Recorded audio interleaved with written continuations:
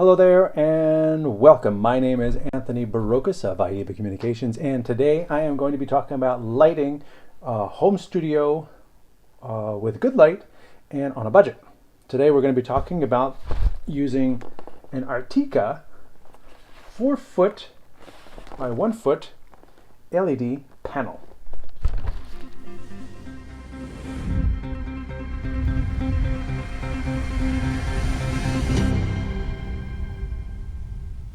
So the key of what I'm doing here is I'm actually not just going to talk about the light, I'm actually using the light. This is a 4-foot light LED, it's edge lit all the way around, so it's very flat. As you can see by the box, it's not very thick at all.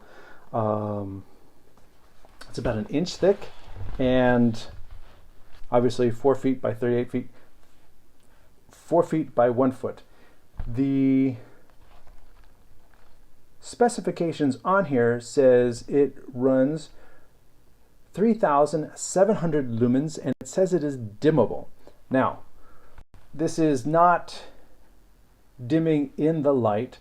This is when you dim with an external controller, which I have right here. I can actually dim this light and I have it at full blast. Now, with any of these home solutions, the key is that they are not really designed for professional video production. You can kind of get away with it in a home studio as long as you keep your cameras at 1/60th of a second, 1/50th of a second, somewhere in that range, because then the flicker is a little higher than the camera refresh rate and you won't see it. If you were to try and film at 120 frames a second or higher, you will actually see banding slowly going up the frame, and that is caused by the flicker refresh of the LED lights in the lamp. So if you want to avoid seeing that, you got to keep your refresh rate of the camera at 1/60th of a second or lower. You can even go to 1/30th of a second if you're dealing with 1080p30 like I'm doing here. But I have not adjusted the cameras in this setting, so this should still be at 1/60th of a second, and as you can see by the image, you do not see any banding.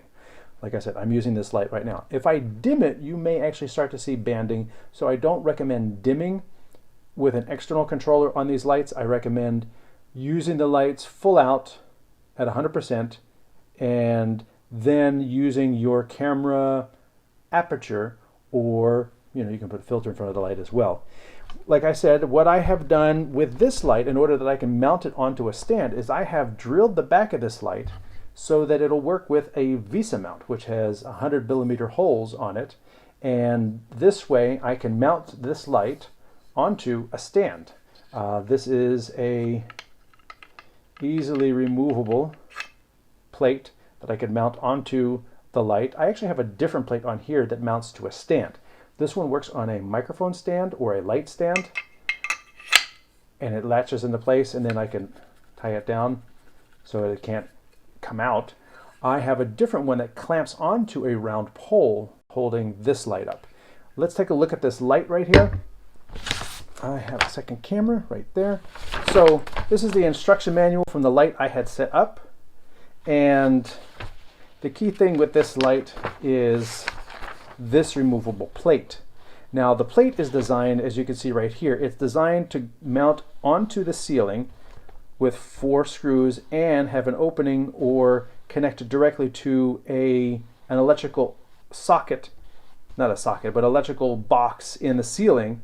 And then it has these 4 L-shaped grooves that connect to the back of the light. And what these do is this allows you to alter this bracket, which is what I did. I marked my 4 holes here, and then I put 4 bolts in facing this way so that I could mount this plate to this plate, and then mounted this plate onto the back of the light. Now, I'm going to take you on a quick little tour, and with that I'm going to take this camera right here, and we are going to walk behind the light I am using so that you can see what is going on. All right, first I need to take, like I said, I'm doing this live. So I'm going to take this one and I'm going to put it on auto exposure so it'll gain up, and switch cameras. Here you can see if I point the camera into the light, you can see the banding. That's that horizontal bar. And there's the camera I'm talking to right underneath the light. And as the camera starts to shutter down because the light is so bright, you'll see the banding. Let us move around the side here and you can see what I'm talking about. I've taken this VESA mount, drilled holes in this plate,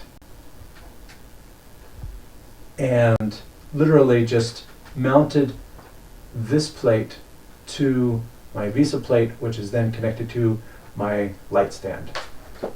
And it comes with bare wires, so you're going to need an AC cable, and that's what I've got right here. I've got an AC cable on the back of it coming out, which plugs into the dimmer. And that whole thing, as you can see, is providing a lot of light in a very small package. So that was a quick walk around what we're doing with this light. And I think it's key to see how all the pieces come together to create the light, because it's not, unheard of to have a broad light source.